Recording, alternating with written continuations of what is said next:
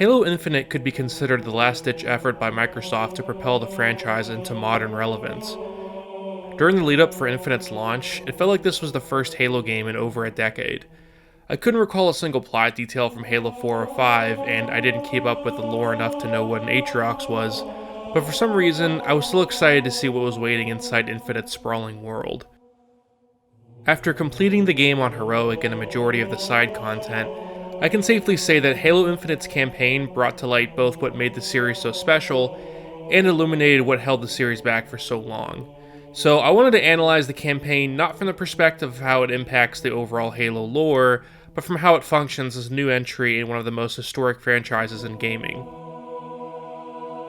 So just to establish a bit of background on myself, since I think that's important when it comes to discussing Halo. I am not a diehard Halo fan who's kept up with every new book and lore drop, but I am someone who cares about the series a lot, if that makes sense. Like a lot of boys from my generation, Halo 1 and 2 were an integral part of my elementary school years, and when Halo 3 came out, it was the game I played the most from the entire 360 era, and it really created my love for the series. I also played Reach a good bit, and like many, tapped out around Halo 4. For what it's worth, I don't think I ever had a great grasp on the series plot, however I vividly remember specific set pieces from the original 3 games. So what about these moments made them so impactful? A lot of Combat Evolved's environments were comprised of foreign structures which were memorable in their own right, but easily the most memorable moments were driving along the beaches in the Silent Cartographer and the introduction of the Flood. When I think of Halo 2, I'm reminded of that epic Scarab battle in the city and hunting Covenant through the city streets of New Mombasa. Halo 3 had so many great moments, which I talk more about in the video in the card right here, namely the opening level Sierra 117, this game's introduction of the Flood, and pretty much all of the levels which take place on Earth.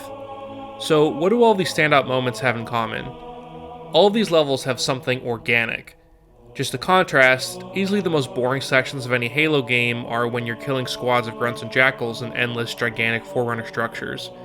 Everything is metallic, symmetrical, and lifeless. This is partially why Halo 3's campaign is so memorable. The majority of it takes place on Earth, and we get to see how these characters and creatures interact with something native and familiar. So, how does all of this apply to Halo Infinite?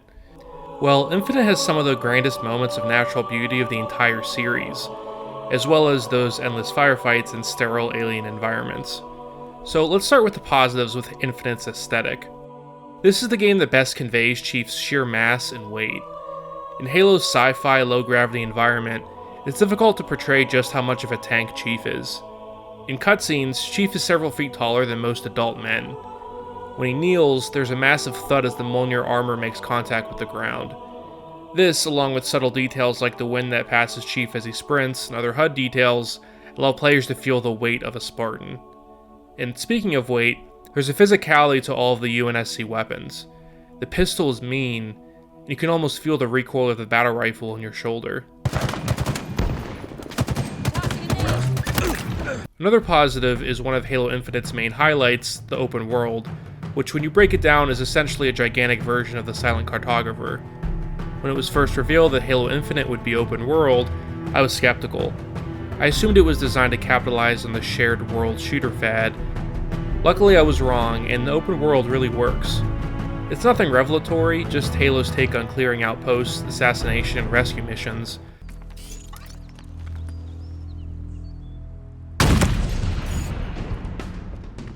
That handles the target. But it's a solid gameplay loop that doesn't overstay its welcome. I ended up viewing the story missions, which I'll get to in a moment, as a chore in between the side activities on Zeta Halo. I also love the Valor system, which simply gives you points for completing side activities to unlock weapons and vehicles that you can summon from outposts. It's basic, but I love systems like this that make you feel like you're actively improving the world around you.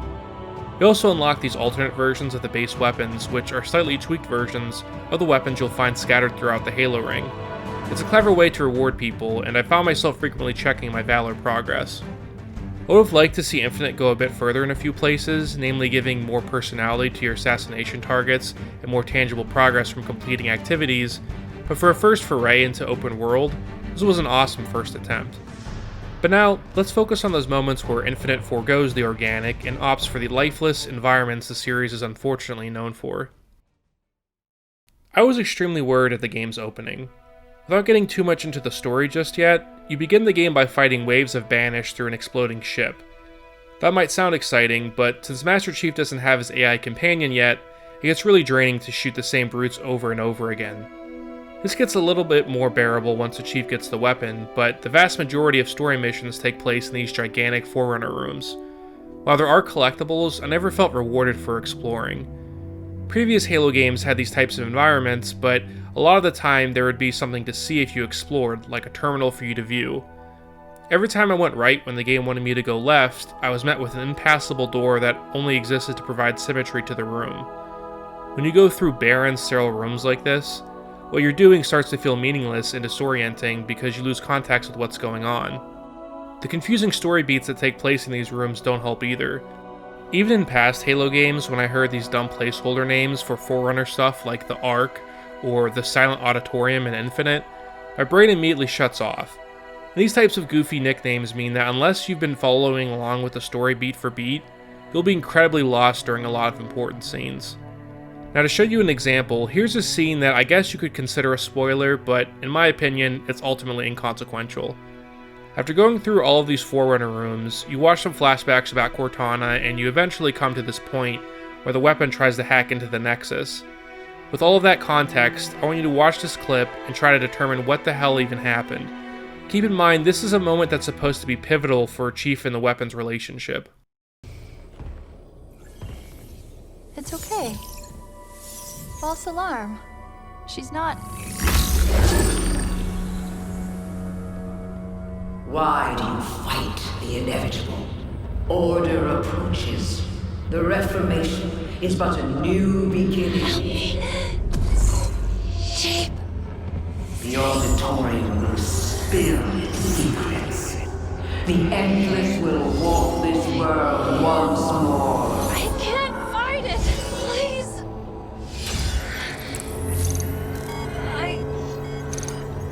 Red flag. 034. What are you doing?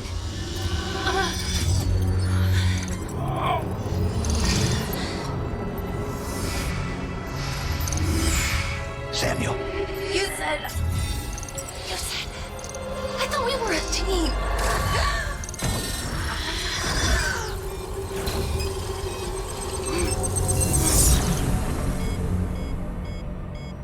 I thought we were a team.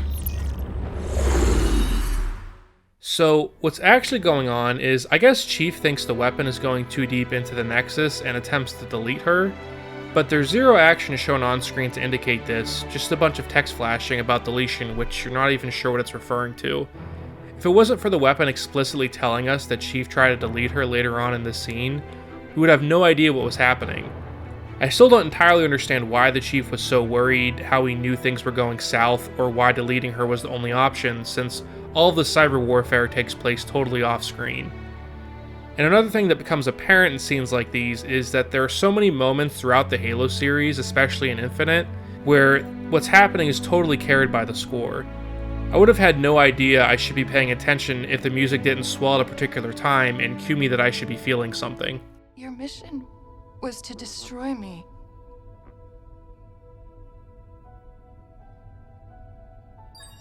I've restored the deletion protocols. I'm ready. It has been an honor. Just promise me one thing. Whatever happens, save him. He needs you. You're all he has.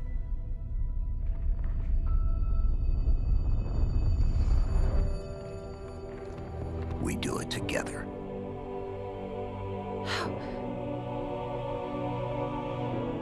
How can you trust me? I don't. But I want to. And now to get deeper into the plot. I would have liked to start with the positives, but there's really not much to say considering Infinite continues on the aimless trajectory the story has been on since Halo 3. First, I'll say the story is apparently told non-linearly, which I only know because of a YouTube video. For a game with a confusing lore that millions will be picking up for the first time in a decade, it was a really bad idea to have them piece together a plot that only makes sense if you played Halo Wars 2. You see this disjointed cutscene at the beginning with Chief fighting Atriox, and you're meant to figure out what really happened through audio files and character dialogue.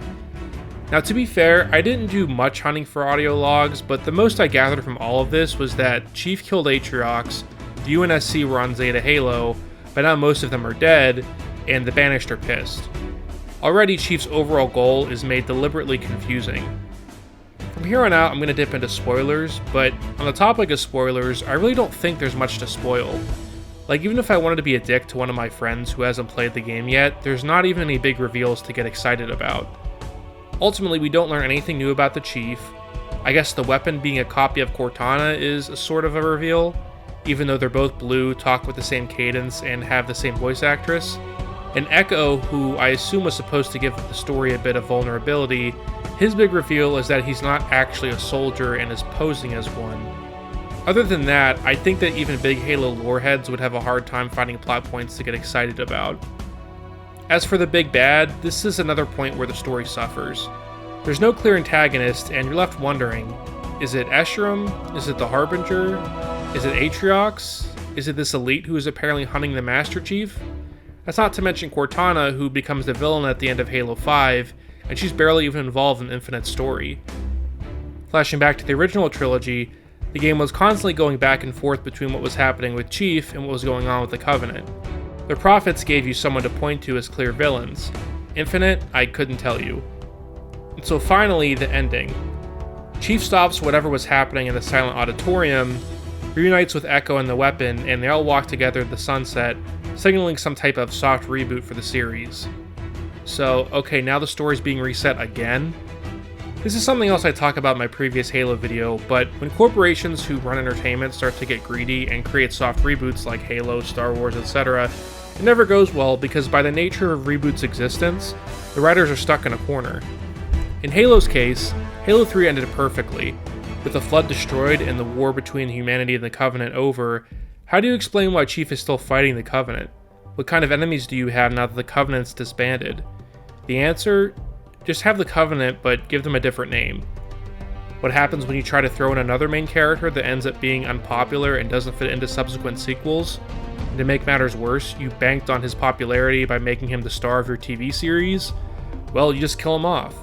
What about deciding to make one of your main supporting characters the villain and leaving the main character without anyone to banter off of?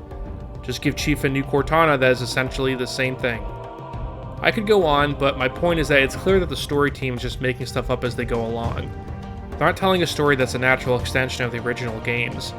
They're pulling stuff out of their ass because Xbox needs an exclusive, and they're not telling a meaningful story that is considering how it will progress beyond the current project.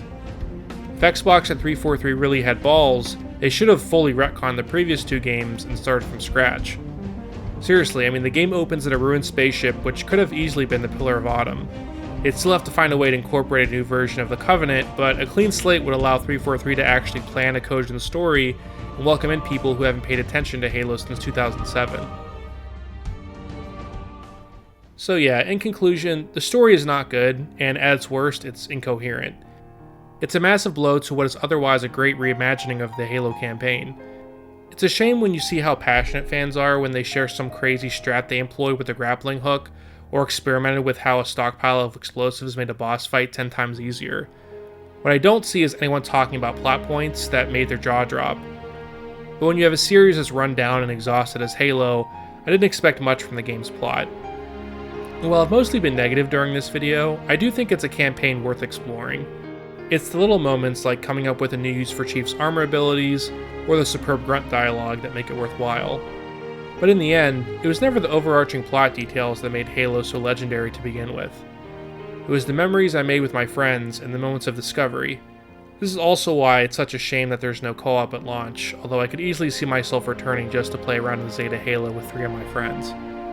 Hopefully the next Halo expands on Infinite's open world and delivers a story that's a little more down to earth.